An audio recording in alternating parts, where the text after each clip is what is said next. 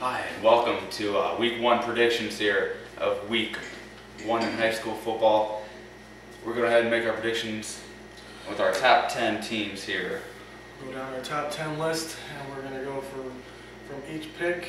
And I think we're going to start off, well, let's start with the big game. I think this is going to be the game of the week. Game of the week.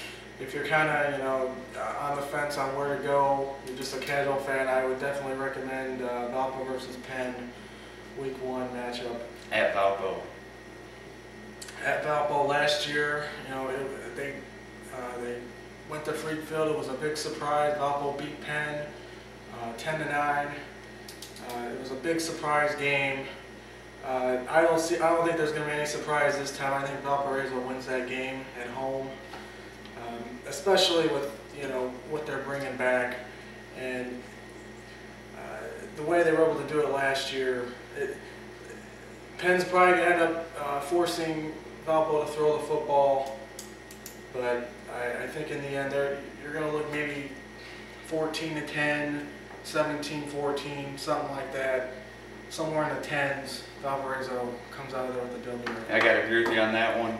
Valpo may have lost a good offensive line, but still they got a lot of impact players there. I think they're going to be too much to handle for Penn. It's going to be a 10-point victory for the Vikings. All right, now it's our week two game. We got Lowell versus Crown Point. What do you think of this one? What's your take on this game? Honestly, I think it's going to go somewhat the same way it did last year. There's not going to be a lot of offense. I definitely think defense is going to rule the day. For the most part, I don't think Crown Point's going to move the ball very well. And I think in the end, you're going to see Groovy probably break off a couple big runs. And I think Lowell shuts them out. I'm going to go 14-0 Lowell at home. 14-0 Lowell. That's a good pick, but I'm going to agree with you, but not on the score. I like it a little bit different. I'm saying about 24-7 Lowell on this one. Groovy has an outstanding day. First game of the season, tears it up. All right, now we're going to go to our number 3 team, Chesterton versus Lou Wallace. I don't even have to ask you on this one. All the Gary schools, they're the worst teams in the state. Yeah, I mean, Chesterton 72-0, yeah, easily. They can basically score as many points as they want in this game. This isn't even what we're talking about. They're going to shut out Lou Wallace. I don't know if they've even started practicing yet. Yeah, I mean, don't bother. All right, now the number 4 team, the Portage Indians, traveling to Mishawaka, taking on Mishawaka Marion. How do you see this one? They're going to be. I think they're going to look impressive the first week. The reason is they actually have a quarterback that can run this spread option attack.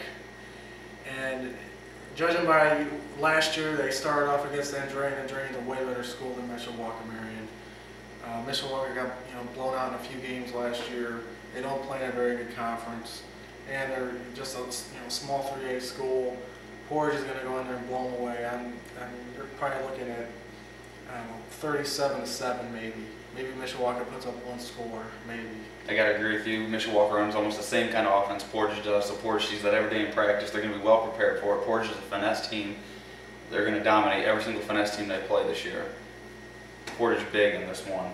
Number 5, Michigan City, again, playing another Gary school, Gary Roosevelt. Don't know why they schedule them, but they do. Michigan City is probably going to win this one big. I agree with you. They don't have Roosevelt really. I mean, they haven't practiced that long, and they really. I mean, the last time they put up a fight was they had a couple of years ago against Valpo. They put up a lot of points, but I think Michigan City's going to dominate this game, and they're breaking in a new offense too. So this will be a good kind of like a little. It's almost like a little scrimmage for them. So. All right, our number 6 team, the Griffith Panthers, taking on Morton. This actually might be a good game here. You know what? As far as excitement, I think this will be actually a very exciting game. I went to second half Morton against Hobart last year. They have an explosive offense. They have a lot of good skill players. I mean, honestly, every team I watched in the area last year, they have the best skill players I've seen. They just don't have a disciplined defense. They have no defense. Griffith is going to just grind the ball at them, probably going to chew up a lot of clock. They're going to end up winning this one in the fourth quarter. I'm looking probably, 28-14. 14 points seems like Griffith D. It's the possessions. I mean, I agree with Griffith's you. going to limit the number of possessions. They're just going to, grind the ball, pound it at them, and I don't think Morton's tough enough to stop him. 21-7 Griffith. All right, let's go. Number 7 Hobart. Number 7 Hobart versus Westside. Another Gary school again. Hobart opening up their new stadium at home. Hobart's going to win big against Westside. I really hate that. I really wish that they could have scheduled somebody else to open up that stadium. I mean, that's going to be a big night over there. I'm sure they're going to probably have, a big ceremony. A lot of, old Hobart players and coaches are probably going to be there. And it's just a shame that they have to play such a, crappy school to open up their season. And I hope there's a good turnout. I mean, I don't know, but Hobart's definitely going to, take this one easily. Big. Number 8 Andrean at Knoll. Last year, I mean, they went into the first week, dominated them. Was it 50-7? It was week 2, by the way. Well, my bad. Our Portage Indians smoked them week 1. Yeah, that's right. If I don't know the only games they actually smoked them, but yeah, Andrean, I don't see any different. I mean, what they bring back 16 starters, both sides of the ball. That's got to be the most out of any team in this area. They're gonna be well prepared. I think they're gonna build on what they did at the end of last season. They're gonna crush Knoll. Again, probably another 50-0 win, probably 57.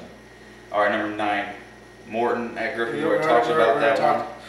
And then now we go to Maryville. Number 10 Maryville at home versus Warren Central. Oh, this has got to be my cheesehead lock of the week.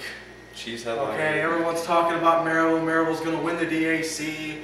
Now they're in our football digest. They had them ranked 13th to start in preseason in the state. This is, I mean, I'm sorry. I mean, I'm going to go to this game. I definitely want to see this game. But I don't think that Maryville's going to make this game even close. And I think it'll be considered. You can consider it a moral victory if they score in this game. I mean, they're starting, their junior quarterback was Popovich, who really didn't prove anything last season. I mean, he started 3 games. They lose at Crown Point. Lost to Portage. He looked terrible. I don't even think they had a first down when he was playing against Portage. I don't see any way they can make this game close with Warren Central. Warren Central big lock of the week. Huge win for Warren Central. And that's our rundown there of week 1. And as soon as we come back, next video we're going to talk about the outlook for the season. Who are the dark horses? Who's got a chance to make it the furthest?